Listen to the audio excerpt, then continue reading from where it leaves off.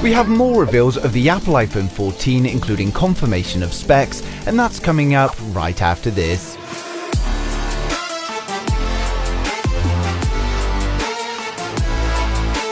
So today, we not only have more iPhone 14 design reveals, but we've also got plenty of spec confirmations.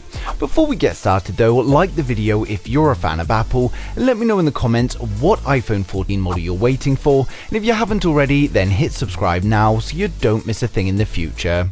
So first story of the day, before we get into the iPhone, we've got an update about the upcoming iPhone Fold. The Elec has reported that Apple are developing an OLED panel without a polarizer, so this must be for a new foldable device.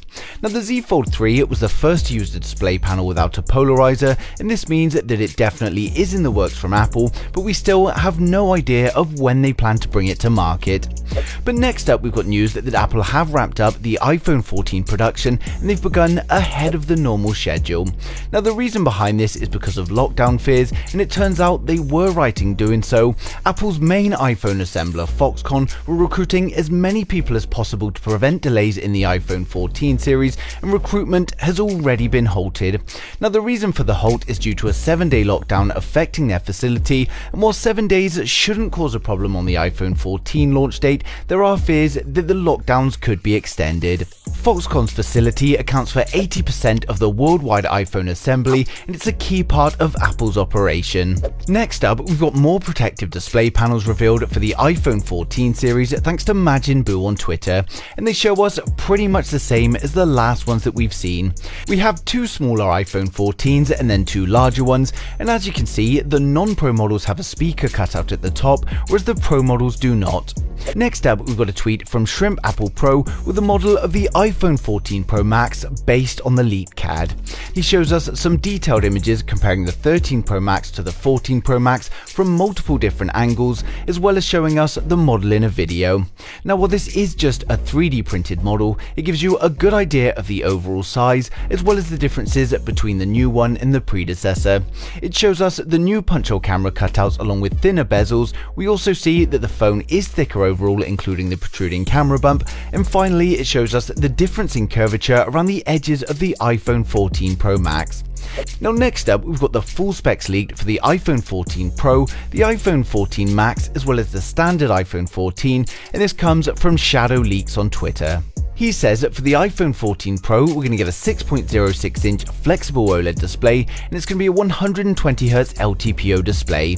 He advises that the resolution will be 2532 by 1170, giving us 460 pixels per inch, and it comes with a pill-shaped notch.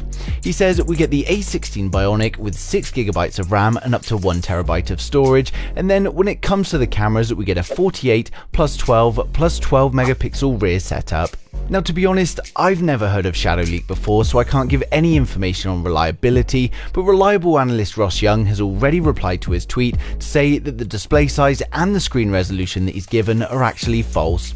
Ross Young also said a few days ago that he will be sharing the exact sizes of the 14 Pro and the 14 Pro Max at his conference on Monday. Now unfortunately, at the time of recording this video, we still haven't seen the report of these display sizes, but we know they will be slightly larger, and of course I'll update on the exact information as soon as the report is published. Now looking at Shadow Leak specs, including that of the iPhone 14 and the iPhone 14 Max, they look to me like they're simply just estimates. There were a few mistakes in there, such as 120Hz for the standard iPhone 14, so for now I would definitely say to just ignore this information. But overall, the iPhone 14 series is looking great. I'm curious about the non-Pro models, given they look pretty similar to last year, and they're reportedly also going to be using the same A15 chipset, so it will be interesting to see how they're going to perform in sales. That being said, the iPhone 14 Max also brings something new to the table for those that want the larger phone but don't need the highest of specs. But for those of you excited for the iPhone 14 series, we're now going to run through the full specs, design and the expected pricing to help you guys decide which one is right for you. For my regular viewers, you guys have seen this, so just skip to the next video, but if you're new here, then hit subscribe now and we'll get right into it. To start with, the new entry-level model is going to be the iPhone 14.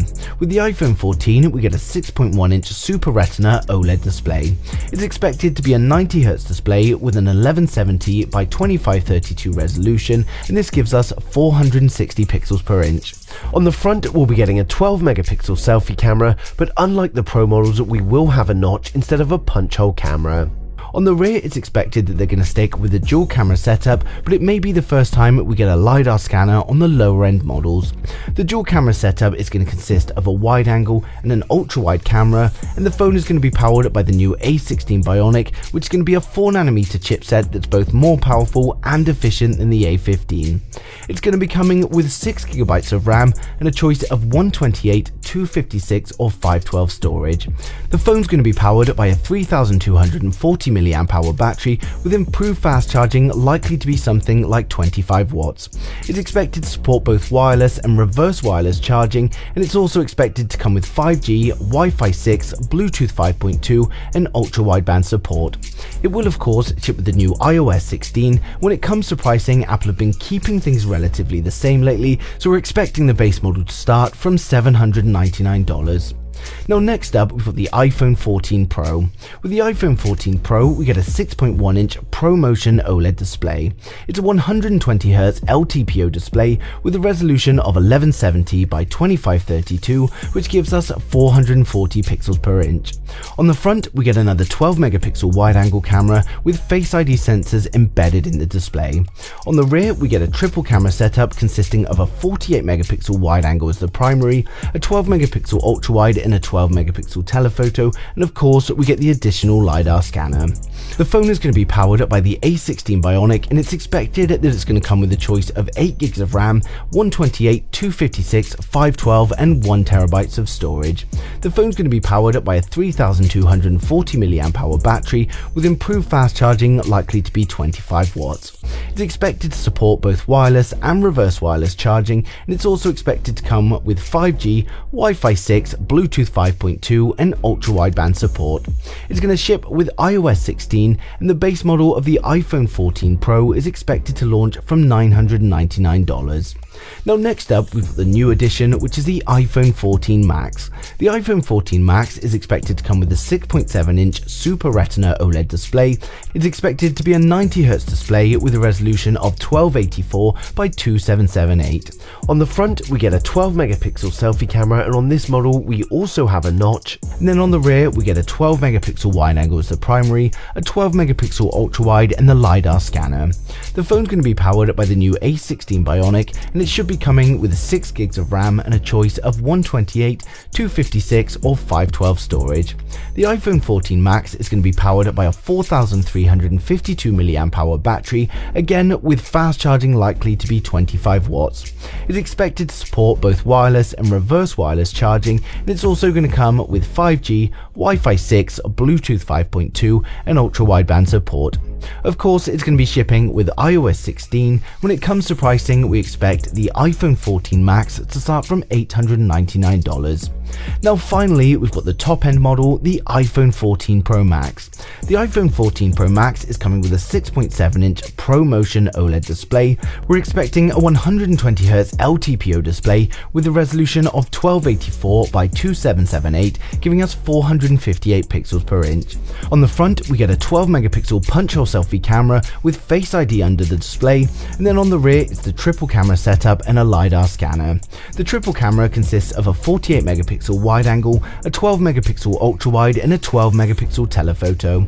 The phone's going to be powered by the A16 Bionic, and it's expected that it's going to come with a choice of 8GB of RAM, 128, 256, 512 or 1TB storage. The phone's going to be powered by a 4352 mAh battery with improved fast charging, likely to be 25 watts, and again it's likely to support both wireless and reverse wireless charging. It's expected to come with 5G, Wi-Fi 6, Bluetooth 5.2 and ultra wideband support, and it will of course ship with iOS 16.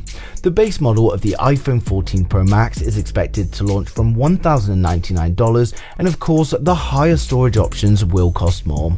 So overall, the iPhone 14 is looking incredible, and it's great to finally see some drastic design changes. In terms of the hardware, they've already got a good setup going, so focusing on design is a good move. Of course, the iPhone 14 series is going to be launching in September 22, and as more and more leaks come in, I'll continue to share them as they do. As always though, I'd like to know your thoughts in the comments, so who out there is waiting for the Apple iPhone 14, and what specific model are you waiting for? But thanks for watching the video. If you liked it, smash a thumbs up. If you didn't, hit the thumbs down twice, and I'll see you guys in the next one.